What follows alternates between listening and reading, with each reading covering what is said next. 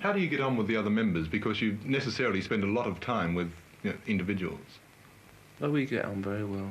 I mean, one big happy family, we are. When people have to travel together and live so closely together, it's almost inevitable for frictions to develop. Have these ever been a problem with the Rolling Stones?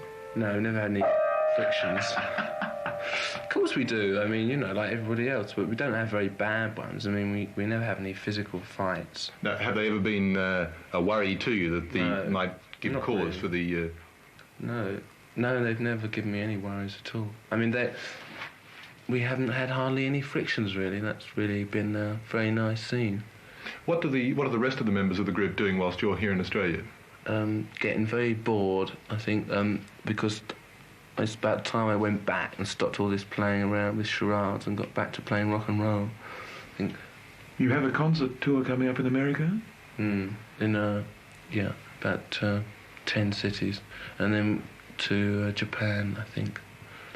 You haven't done any concerts for quite some time. No, we did try and keep our hand in by doing one big one a year. We did one in July, and we did one last year in the spring. But I think we sort of realised that it's good to sort of play on the stage, and I think everyone's realising it this year.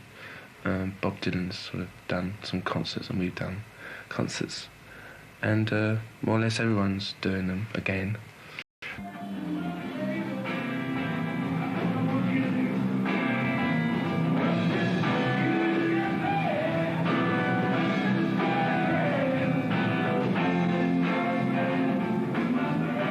I'd say the average group now has a road manager. All the top groups have got road managers.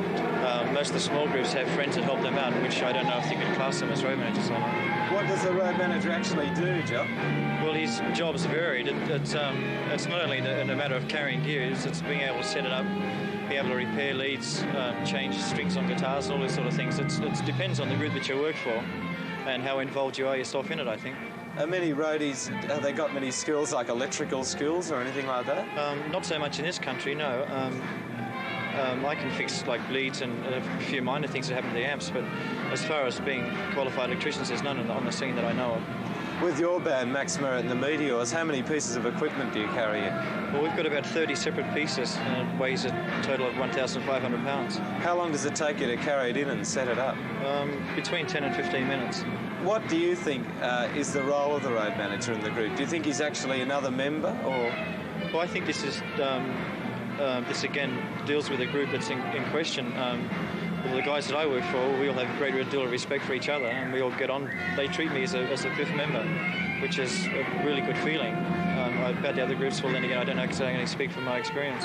Do you think that most road managers are frustrated musicians? Well, not in my case, no. I don't know about others. I suppose a couple of them could be. I mess around with guitar a little bit, but I'm not very proficient at anything at all. What does a road manager usually get paid?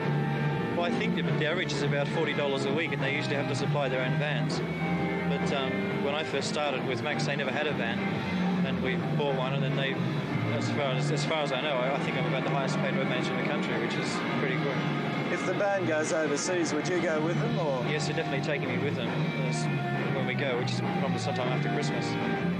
I did nearly a full trade as a panel beater, and I just drifted to a few bar jobs sort of things for a while, and then I came down to Melbourne through a friend of mine, offered me the job with Max after they had the bad car accident. They needed somebody to work for them. Do most of the roadies hang out together? Is there a real cult of them? No, I don't know, not really, because we're never in the one place at one time.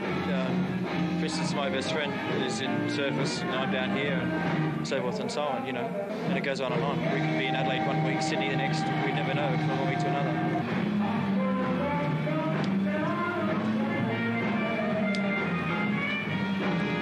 John, how long have you been a road manager?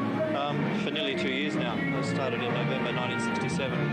How many roadies were there then? I think I was about the only one at that time. I'm not quite sure on those details, though. How do you like the life, John? I like it very much. I've been doing it for 2 years now, so I was thinking, so I like it very much.